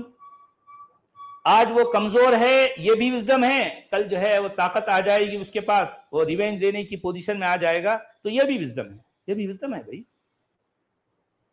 تم لوگ بچے ہو، تم لوگ اب تم یعنی کائنات کی حقیقتوں کو تم کیا سمجھتے ہو؟ یعنی اب دیکھیں مسئلہ کیا ہے کہ یہاں بہت سی چیزیں یقیناً ابھی انسان کی جو ہے علم سے ابھی بالا تر ہے. انسان ان چیزوں کو، ان باتوں پر سے پردے ابھی نہیں ہٹا سکا. لیکن تو اب یہ مومنین کیا کرتے ہیں، اس کیفیت کو وہ اپنے خانے میں لے لیتے ہیں، کہتے ہیں کہ یہ سب کچھ جو ہے اللہ کی حکمت ہے، اور کیونکہ تم نہیں جانتے نا اس لیے اللہ جانتا ہے. مگر اس بارے میں ہمارے کیا نام ساحر لدھیانوی صاحب بڑا پیارا کہہ گئے یار، بہت پیاری بات ہے. وہ کہتے ہیں انسان الٹ رہا ہے رخ زیست کا نقاب.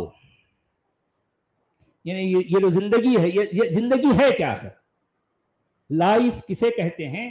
اس پر جو ہزاروں سال سے جو دبیس پردے پڑے تھے، ان پردوں کو دھیرے کر وہ جو نقاب ہیں، پردے ہیں، ان کو کیا الٹ رہا ہے، نکال رہا ہے، ہٹا رہا ہے، ہٹاتے جا رہا ہے نا بھی، ہٹاتے جا رہا ہے. تبھی تو ایک چیز ہمارے سامنے آتی جا رہی ہے. تو حضرت کہتے ہیں انسان الٹ رہا ہے رقِ زیست کا نقاب. اب مذہب جو ہے نا، تو مذہب اب تک جو ہے جو ہم کو جو ہے جو جس طرح کی جو گول مول باتیں کر کے ہمیں جو ہے جو ہم کو ہمارے ذہنوں پر جو افیون، جو ہمارے جو ہے افسانے گھڑ کر جو ہے ہمارے ذہنوں پر جو حکومت کر رہا تھا، تو وہ کہہ رہے ہیں کہ مذہب کے اہتمام فسوم پروری کی خیر. یعنی مذہب اب تک کیا کرتا تھا، وہ جو ہے عجیب طرح کے جو ہے جادو، عجیب طرح کی افیون گھڑ کے جو انسانوں کو کھلایا کرتا تھا، ان کے ذہنوں پر جو جادو کرتا تھا. تو اب یہ ساری کوشش مذہب کی دھری کے دھری رہ گئی. مذہب کے اہتمام فسوم پروری کی خیر، یعنی انسان الٹ رہا ہے رخ زیست کا نقاب، مذہب کے اہتمام فسوم پروری کی خیر. اس کے بعد کہتے ہیں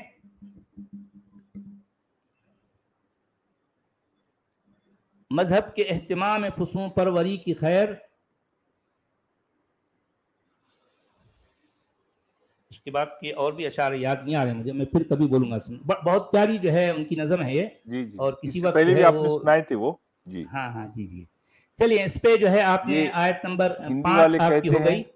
جی ہندی والے کیا کہہ رہے ہیں؟ کہتے ہیں وہی تمہارا روپ آکار गर्भाशयों में जैसा चाहता है बनाता है, कोई पूज्य नहीं परंतु वही प्रभुत्वशाली तत्वज्ञ।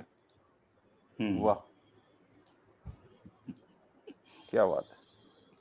अच्छा, आयत नंबर 7, वल्लज़ी अंज़ल अलैकल किताब मिन्हु आयातुम मुहकमातुन हुन्ना उम्मुल किताबि व उखरु मुतशाबिहात फ़अम्मल्लज़ीन फ़ी क़ुलूबिहिम ज़यग़ुन फ़यत्तबिऊन मा तशाबह मिन्हु इब्तिग़ाअल फ़ित्नति व इब्तिग़ाअ तअवीलिहि वमा यअलमु तअवीलहु इल्लल्लाह वर्रासिखून फ़िल इल्मि यक़ूलून आमन्ना बिही कुल्लुम मिन इंदि रब्बिना वमा यज़्ज़क्करु इल्ला उलुल अलबाब।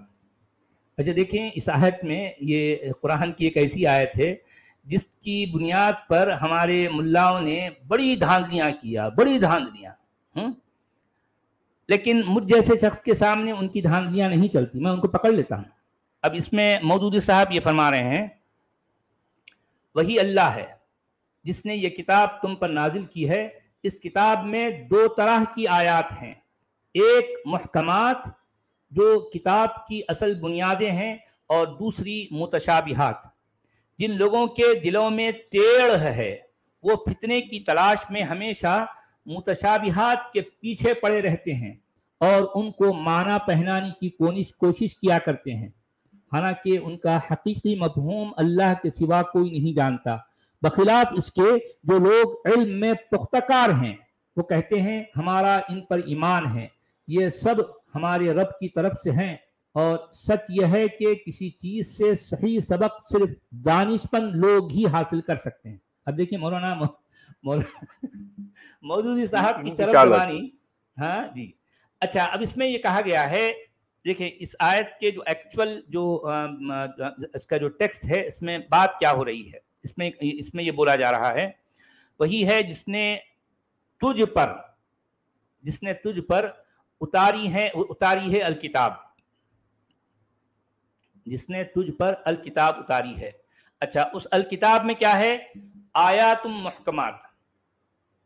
उनमें क्या है? उस किताब में मुहकम आयात हैं, यानी वो आयात हैं जिन्हें मुहकमात कहा जाता है, और वही किताब की असल है, जिसमें आदेश है, ऑर्डर्स है। कुछ भी कहें, हाँ आप कह सकते हैं मुहकम। अब ये इसके चूंकि ये लफ्ज है, इसका रूट हकम है, तो इससे आप ये कह सकते हैं कि हुक्म वाली आयतें, या फिर ये है कि जो आयतें मुहकम हैं, यानी जिसके माना बिल्कुल मुतअय्यन है, इसका ये मतलब भी होता है।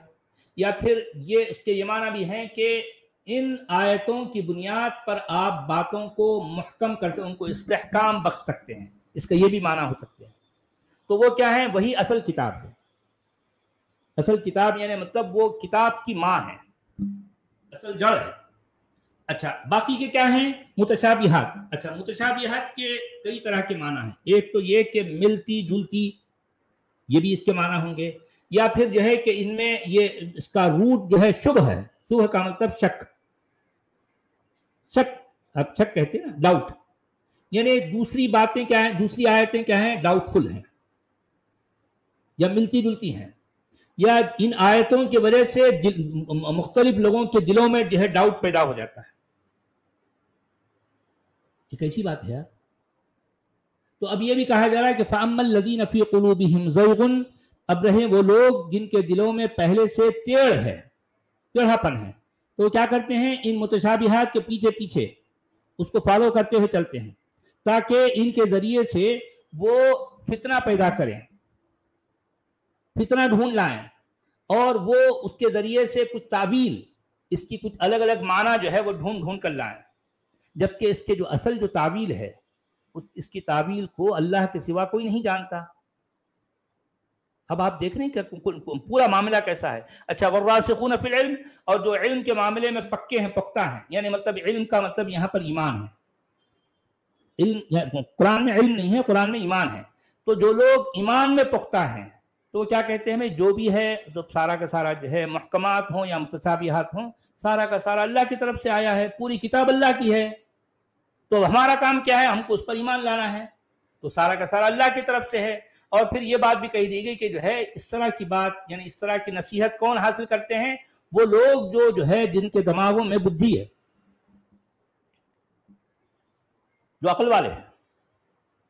اب مجھے یہ بتائیے، تو اس آیت کی بنیاد پر بہت کافی عرصہ پہلے کی بات ہے، بہت پہلے جب میں اس آیت پر غور کرتا تھا تو میں سب سے پہلے اپنے ایک دو تین جو اہل علم ہیں جن کو میں اپنا استاد بھی کہتا تھا، ان کے سامنے میں نے یہ آیت پڑھی اور ان سے پوچھا کہ بھئی کیا آپ بتا سکتے ہیں کہ قرآن میں کون سی آیتیں محکمات کہلاتی ہیں اور کون سی آیتیں متشابہات کہلاتی ہیں؟ تو کہنے لگے ہاں کیوں نہیں. میں نے کہا ذرا بتائیے، قرآن آپ کے سامنے رکھا ہے، میں بھی قرآن میرے سامنے رکھا ہوں، تو ذرا اس میں سے آپ بتائیے ہاں یہ محکم ہے، یہ متشابہات ہے، یہ متشابہات ہے، یہ محکم. بتا دیں میں اس کو ٹک مارک کروں گا تو ٹھیک ہے. جو متشابہات ہیں میں اس پر سوال نہیں کروں گا، جن کو آپ نے محکم قرار دے دیا میں اسی پر سوال اٹھاؤں گا. کیا تیار ہیں آپ سمجھ رہے میری بات؟ کیونکہ قرآن کیا کہہ رہا ہے؟ ابھی تک کے کیا کوئی بائی فرگیشن نہیں ہوا کہ یہ آیات محکمات ہے اور یہ متشابہات ہے، اس میں اجماع نہیں ہے کیا علماء کا؟ یہی تو مسئلہ ہے نا. آج تک یہ گھن چکر ہے، اور یہ اتنا بڑا گھن چکر ہے کہ اس پر کسی کا اجماع ہونا تو بہت دور کی بات. یہ اجماع ہونے کے بارے میں کوئی سوچ بھی نہیں سکتا، کیونکہ کس کے پاس یہ اختیار ہے کہ کوئی کہے فلاں آیت محکم ہے اور فلاں آیت متشابہ ہے؟ کون کہے گا بھائی؟ اگر کوئی شخص یہ کہے کہ ہاں یہ محکم ہے، کوئی دوسرا اس کو پکڑ لے گا یار کس بنیاد پر آپ کہہ رہے ہیں کہ یہ محکم ہے؟ بنیاد اس کے پاس ہے ہی نہیں، اختلاف پیدا ہو گیا.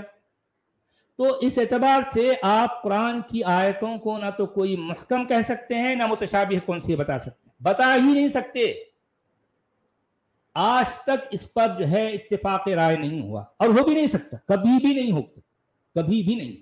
کیونکہ قرآن کا معاملہ اس قدر بے ڈھنگا ہے، اتنا بے تکا ہے کہ آپ یہ فیصلہ کرنا تو بہت دور کے بعد ایسے فیصلے کے بارے میں سوچ بھی نہیں سکتے. تو ان صاحب سے یہ سوال کرنے کے بعد میں اب مجھے میرا ماتھا ٹھنکا یار، اس کا مطلب اس میں گڑبڑ ہے یار. تو اب میرے اندر ایک طرح کی بے چینی پیدا ہوئی. تو اب میں کچھ اور لوگوں کے پاس گیا جو اہل علم تھے، میں نے پوچھا ذرا بتائیے بھائی یہ محکمات کون سی ہیں اور متشابہات کون سی ہیں، ذرا ہمیں یعنی میرے دل تو کہنے لگے کیوں آپ کو ڈاؤٹ ہے کیا؟ میں نے کہا بھائی میرے ڈاؤٹ کی بات نہیں ہو رہی، میں جاننا چاہ رہا ہوں کہ کون سی اس میں محکم ہے کون سی متشابہ ہے. نہیں اگر آپ جو ہے اس چکر میں پڑ جائیں گے تو پھر آپ کے اندر جو ہے بے وجہ کا جو ہے شیطانی وسوسے پیدا ہو جائیں گے. آپ اس چکر میں پڑنا کیوں چاہ رہے ہیں؟ ارے دیکھیں میں سوال کچھ کر رہا ہوں اور مجھے جواب کچھ اور مل رہا تو اب یہ اس طریقے سے میرے اندر جو ہے وہ اب دیکھیں خود بخود ایک طرح کا تجسس، ایک کیوریسٹی پیدا ہوئی ہے، اس کا مطلب یار گڑبڑ ہے. قرآن تو یہ اسٹیٹمنٹ دے رہا اور اتنا بھونا اسٹیٹمنٹ ہے، اس میں خود یہ نہیں بتا رہا کہ آخر کون سی آیت محکم ہے کون سی. یہ دیکھیں کم سے کم اگر ہمیں یہ پتا چل جائے کہ کون سی آیتیں محکمات کہلاتی ہیں اور قرآن ان کے بارے میں کہہ رہا ہے کہ یہی ام الکتاب ہے، یہی کتاب الکتاب کی جڑ ہے، تو ٹھیک ہے کم سے کم ہم ان کو تو پکڑ لیں گے نا بھائی. متشابہات کو چھوڑ دیں گے بھائی، ہم کو کوئی اس میں جھگڑا ہی نہیں کرنا ہے، چھوڑ دو بھائی. اب کوئی اگر یہ بات طے ہو جائے کہ ہاں فلاں فلاں فلاں فلاں فلاں آیتیں متشابہات ہیں، لوگوں ان پر جو ہے اپنا دماغ مت لگاؤ، ٹھیک ہے نہیں لگائیں گے، میں تو نہیں لگاؤں گا، میں صرف محکمات پر جو ہے بات کروں گا. لیکن مجال ہے کہ کسی نے آج تک یہ بتایا ہو کہ فلاں آیتیں محکم ہیں اور فلاں آیتیں متشابہ ہیں؟ بتا ہی نہیں سکتا، نہیں بتا سکتا. کتنا غامدی صاحب بھی نہیں بتائے، کوئی بھی نہیں بتا سکتے یار. غامدی صاحب کی دادا حضرت بھی آ جائیں تو وہ بھی نہیں بتا سکتے، سب بیکار کی باتیں ہیں. کیونکہ قرآن کا معاملہ ہے بے ڈھنگانا بھائی. قرآن اپنے طور پر کسی بھی بات کو کلیئر نہیں کر سکتا کیونکہ اس کو نہیں آتا کلیئر کرنا.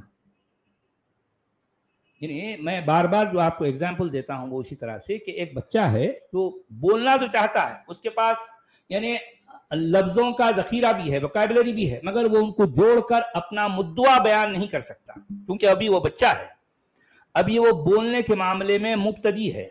اس کو ہر صورت میں اپنی ماں کی ضرورت پڑتی ہے. ماں آ کے بتاتی ہے کہ جو ہے میرا بچہ اصل میں یہ کہنا چاہ رہا ہے. اور ماں کون ہے؟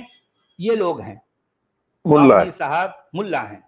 تو اب مسئلہ یہ ہے اب ماں کا مسئلہ یہ ہے کہ وہ اگر مان لو ایک بچے کی ایک ہی ماں ہے تو چلو ٹھیک ہے، اس کی ایک بات کو مان لیا، لیکن یہاں ہزاروں لاکھوں ماں ہیں بھائی، ایک ماں کچھ کہتی ہے، دوسری ماں کچھ اور کہہ رہی ہے، اب کیا کریں گے آپ؟ کیا کریں گے؟ اور مائیں لڑ رہی بھی آپس میں لڑ رہے ہیں یار، پورے مائیں لڑ رہی ہے، بچہ پریشان ہے یار، میں کیا کروں، میں کیا بول رہا ہوں، میں ایک طرف آپ سمجھ رہے ہیں؟ یعنی بچہ جو ہے ماؤں کی صورت تکتا ہوا، وہ خود حیران ہے کہ اب میں عام لوگوں کو کنونس کروں یا ماؤں کو کہ جو ہے جھگڑے چکاؤں، کیا کروں؟ اس بچے کو سمجھ نہیں آ رہا، اس بچے کو سمجھ نہیں آ رہا، یہ ہے ریئلٹی قرآن کی، نہیں سمجھا پاتا کسی اچھا، کیونکہ قرآن خود نہیں سمجھا پاتا تو اس لیے ملاؤں نے یہ عقیدہ، اس عقیدے کو گھڑا ہے کہ قرآن چونکہ مجمل ہے، مجمل کسے کہتے ہیں؟ مجمل کا مطلب ہے کہ وہ ان کلیئر، نان کلیئر بات، یعنی یوں یعنی مطلب وہ ایک بات ڈیٹیل میں نہیں ہے، اس میں تفصیل نہیں ہے، اس میں کلیئرٹی نہیں ہے، وہ اس میں ایک بات کمپلیٹ فارم میں نہیں ہے، انکمپلیٹ ہے، انکلیئرڈ ہے، ایسی بات کو مجمل کہتے ہیں، ٹھیک ہے؟ تو اب یہ ملاؤں نے یہ عقیدہ گھڑا کہ قرآن چونکہ مجمل ہے اور تفصیل اس کی کیا ہے؟ حدیث ہے۔ اب دیکھیں بات، اب چونکہ حدیث کو یہ لوگ جو ہے اس کو جسٹیفائی کرنا تھا نا، تو اس لیے انہوں نے یہ عقیدہ گھڑا کہ تفصیل کہاں ملتی ہے؟ حدیث میں ملتی ہے۔ ارے بھائی حدیث کیا ہے؟ قرآن نہیں جانتا نا۔ قرآن نے کہیں بھی یہ نہیں کہا کہ لوگوں چونکہ میں مجمل ہوں، میں جو ہے انکلیئر ہوں، میں جو ہے ڈیٹیل نہیں ہے میرے پاس، اس لیے تم حدیث کی طرف جاؤ اور حدیث کی جو ہے یہ کتابیں ہیں اور ان کتابوں سے میری ان باتوں کا مطلب اور معنی جو ہے اس کو متعین کرو۔ قرآن تو نہیں کہہ رہا ایسا، کہیں بھی نہیں کہہ رہا۔ پورا قرآن حدیث کے حوالے سے خالی پڑا ہے، پورا قرآن۔ تو اب ان کی مجبوری یہ ہے کہ یعنی قرآن کو یہ مجمل قرار دیتے ہیں، حالانکہ قرآن اپنے آپ کو مفصل کہہ رہا ہے بھی بار بار، یہ قرآن کو غیر واضح کہتے ہیں، جبکہ قرآن اپنے آپ کو واضح کہہ رہا ہے، کتاب مبین کہہ رہا ہے۔ قرآن اپنے آپ کو کیا کہتا ہے؟ کتاب مبین، ایک کلیئر، ایک واضح کتاب کہہ رہا ہے، یہ کلیم قرآن کا ہے۔ اور ہمارے ملا کیا کہتے ہیں؟ قرآن کیا ہے؟ مجمل ہے، مجمل ہے، یعنی اس میں ڈیٹیل نہیں ہے، اس میں جو ہے کلیئرٹی نہیں ہے، اس میں صراحت نہیں ہے، اس میں جو ہے کوئی بات کمپلیٹ نہیں ہے۔ تو آپ کو کسی بات کو کمپلیٹ سمجھنا ہو تو آپ کو حدیث کی طرف جانا پڑے گا۔ دیکھیں کیا کیا جو ہے کیسے کیسے جو ہے دھندے اس کے ساتھ جوڑ دیے گئے۔ حدیث کیا ہے بھئی؟ قرآن نہیں جانتا، نہ جانتا ہے نہ پہچانتا ہے آپ کی حدیثوں کو۔ ایک کچھ اور ہی بات کو کسی اور زمانے میں لوگوں نے گھڑا، اس کو قرآن کے ساتھ جوڑ دیا اور یہ عقیدہ بنا دیا گیا کہ نہیں، قرآن کو آپ کو سمجھنا ہے تو حدیث کو پڑھنا پڑے گا۔ یہ عقیدہ ہے، یہ ملاؤں کا یا فقہا کا من گھڑت عقیدہ ہے جو قرآن کے ساتھ جوڑ دیا گیا۔ قرآن سے یعنی قرآن کا حدیث سے کوئی تعلق نہیں، کوئی بھی تعلق نہیں ہے۔ تو چلیے جناب، ہندی والے بابا کیا کہہ رہے ہیں؟ جی سر، اس نے آپ پر یہ پستک اتاری ہے جس نے کچھ آیات محکم سدرڑ ہے جو پستک کا مول آدھار ہے تتھا کچھ دوسری متشابہ سندگدھ ہے، تو جن کے دلوں میں کٹلتا ہے وہ اپدرو کی کھوج تتھا من مانا ارتھ نکالنے کے لیے سندگدھ کے پیچھے پڑ جاتے ہیں، جبکہ ان کا واستوک ارتھ اللہ کے سوا کوئی نہیں جانتا، تتھا جو گیان کے پکے ہیں وہ کہتے ہیں کہ سب ہمارے پالنہار کے پاس سے ہے اور بدھیمان لوگ ہی شکشا گرہن کرتے ہیں۔ واہ، سندگدھ انہوں نے خود لکھ دیا، محگم۔ اب کیا بتائیں یار، کیا کیا باتیں اس کے ساتھ جوڑ دی گئیں، کیا کیا ہے یار۔ قرآن کا معاملہ اس قدر جو ہے، قرآن پر مجھے کبھی کبھی ترس آتا ہے کہ یار بیچارہ جو ہے اس کو بولنے نہیں آتا، بات کرنے نہیں آتا، اپنی بات سمجھانے نہیں آتا۔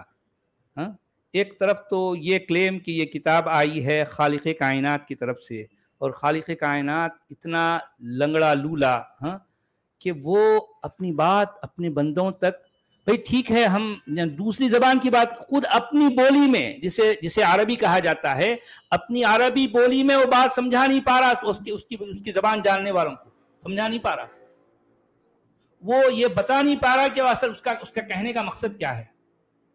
اچھا، لفظوں کا ڈھیر تو اتنا سارا جمع کر لیتا، لیکن اس کے باوجود لفظوں کا ڈھیر ایسا ہے۔ دیکھیں مسئلہ کیا ہے قرآن کا، میں آپ کو بتاتا ہوں۔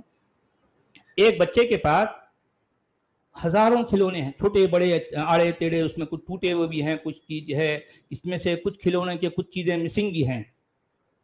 آپ غور کیجئے، میں جو ایگزامپل دے رہا ہوں اس پر ذرا آپ غور کریں۔ ایک بچے کے پاس کیا کرتا ہے بچہ، ایک بڑا سا ڈبہ ہوتا، اس میں اس کے کھلونے ہوتے ہیں، طرح طرح کے کھلونے۔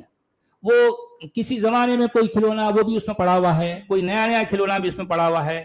وہ اتھل پتل میں جو ہے کچھ کھلونوں کے کچھ حصے، کچھ پارٹ ٹوٹ جاتے ہیں، اور ٹوٹ کے کچھ کہیں بکھر جاتے ہیں، کہیں مس بھی ہو جاتے ہیں۔ وہ ساری کی ساری چیزیں بچے کے جو ہے ڈبے میں بھری ہیں، آپ سمجھ رہے ہیں؟ تو اب بچے سے کوئی پوچھا جائے کہ بھئی تمہارے پاس کون سا کھلونا ہے، تو بچہ کیا کرتا ہے، جلدی سے اپنے پلنگ کے نیچے سے جو ڈبہ رکھا ہے اس کو لا کر آپ کے سامنے پورا انڈیل کر ڈھیر ساری کھلونے ڈال دے گا، یہ میرے کھلونے ہیں۔ اب آپ یہ پوچھیں یار اس میں یہ فلاں کھلونا کون سا ہے، تو اس میں تو نکالے گا، نکال کے بتایا کہ یہ جو ہے میرے چاچا نے مجھے دلایا تھا، اب اس کا ہاتھ ٹوٹا ہوا ہے، مسنگ ہے، اب وہ ہاتھ کو کہیں کہیں آپ کو ڈھونڈنا ہے۔ ایگزیکٹلی یہی معاملہ ہے یار۔ جب آپ نے، یعنی میں کوئی مبالغہ، کوئی ایگزیجریشن نہیں کر رہا ہوں، بالکل نہیں کر رہا ہوں، یہ میں وہ ریئلٹی بتا رہا ہوں کہ شاید یہ ریئلٹی کوئی نہ بتائے، آپ کوئی نہ بتائے۔ یہ میں اس لیے کہہ رہا ہوں کہ دیکھیں، جب آپ روزے کے حوالے سے، روزہ کیا ہے اس حوالے سے، جب آپ 5 آیتوں کے 172 لفظوں کو جو آپ پڑھیں گے، اور آپ ٹوپی پہنے ہیں تو ٹوپی گر جائے گی، یا ٹوپی نہیں پہنے ہیں تو بار بار آپ کو ٹوپی پہننا پڑے گا، اس کے باوجود آپ جو ہے سمجھ نہیں پائیں گے کہ آخر یہ بولنے والا کیا بولنا چاہ رہا تھی۔ مطلب سامنے بیٹھا ہوا آدمی اپنے فہم سے بول سکتا، قرآن میں کچھ نہیں ملیں گا آپ کو، نہیں، کچھ نہیں ملے گا، کچھ نہیں، کیونکہ سامنے بیٹھا والا آدمی آلریڈی انہیں سویلائزڈ ہو گیا نا، وہ ایک ایسے زمانے سے گزر کر بولنا سیکھ لیا ہے۔ آج کا ملا اللہ سے ہزاروں گنا بہتر ہے، کیوں؟ اس لیے کہ آج کا ملا جو ہے وہ انسانوں کے بیچ میں رہ کر ترقی یافتہ بولیوں کو جو ہے سن کر وہ جو ہے بولنا سیکھ لیا، لیکن اللہ کا معاملہ ویسا نہیں تھا، کیونکہ وہ اللہ اس زمانے سے، اس علاقے سے تعلق رکھتا ہے کہ ابھی وہ بولی اس کی ابھی بالکل ابتدائی شکل میں تھی، مبتدی ہے۔ یہ ہے قرآن، یہ ہے قرآن کی ریئلٹی، اور یہ باتیں وہی شخص سمجھ پائے گا جو قرآن کو ہر طرح کے ترجموں سے، جو ٹرانسلیشنز ہیں نا، ان کی بیساکھیوں کو توڑ کر خود ڈائریکٹلی ٹیکسٹ پر غور کرے، اس کو میری باتیں سمجھ آئیں گی، میں کیا کہہ رہا ہوں، اس کو سمجھ آئے گی بات۔ مگر جو ملاؤں کے جو ہے پیچھے ان کی دم پکڑ کے چلتے ہیں، ان کو سمجھ نہیں آئے گی، وہ تو یہ کہیں گے یار سچ والا تو بس سٹیا گیا ہے، پاگل ہوگا، کچھ بھی ایسی بات کہہ دیں گے، لیکن جو واقعی جو غور کرے گا قرآن کے ٹیکسٹ پر، اس کو سمجھ آئے گی کہ میں کیا کہہ رہا ہوں، میں کیا کہہ رہا ہوں اور کیوں کہہ رہا ہوں، سمجھ آئے گی۔ سچ والا جی 2 منٹ دیجیے جی۔ ایکس مسلمہ نسیمہ جی کا 2 سوئس فرینک کا سپر چیٹ ہے۔ سچ والا جی، عبدالحمید جی آداب اور پرنام جی۔ آداب نسیم جی، بہت دھنیہ واد۔ سندیپ بھائی کا 89 روپیز کا سپر سٹیکر ہے، بہت شکریہ سندیپ بھائی۔ بلو اوشن جی کا 100 روپیز کا سپر چیٹ ہے۔ پتہ نہیں مدر ارتھ سے کیا گناہ ہوا کہ اسلام نامک شراپ بدعا، اچھا ہاں، شراپ اس کو ملا، نہ جانے کب اس شراپ کا انت ہوگا۔ بہت پیاری بات ہے یار، بہت پیاری بات، بالکل صحیح بات، بالکل میرے دل کی بات آپ نے کہی ہے، ایگزیکٹلی یہی معاملہ ہے۔ اسلام کی اگر جو ہے کوئی صحیح ڈیفینیشن دے گا تو وہ یہی ہوگی، یہی ہوگی۔ کچھ تو جو ہے یہ مدر ارتھ نے کہیں کچھ تو اس سے کچھ غلطی ہوئی، تو اس پر جو ہے اسلام نامی چیز آ گئی، اور پھر جو ہے یہ ایک بددعا ہے، کرس ہے انسانیت کے لیے۔ جی جناب۔ پھر سے بلو اوشن جی کا 200 روپیز کا سپر چیٹ ہے۔ سچ والا جی، آپ بھی حافظ قرآن ہیں، کیا آپ کو بھی جنت اور 72 حوریں ملے گی؟ کیا آپ کے والد صاحب کو بھی تاج ملے گا؟ والد صاحب کو کیا پتا تھا کہ سچ والا جی مرتد ہو جائیں گے؟ ہاں یہ بات تو ہے یار، صحیح بات ہے۔ مجھے بڑا دکھ بھی ہوتا ہے، والد صاحب بڑے یاد آتے ہیں، یعنی رات کی تنہائی میں کبھی میں اپنے والد صاحب کو یاد کرتا ہوں تو میری آنکھیں تر ہو جاتی ہیں، آنسو بہنے لگتے ہیں، مگر کیا کروں بھائی، میں کیا کروں، میں کس کرب سے کس تکلیف سے گزرتا ہوں، میری راتیں کبھی کبھی اتنی تکلیف سے گزرتی ہیں میں بتا نہیں سکتا۔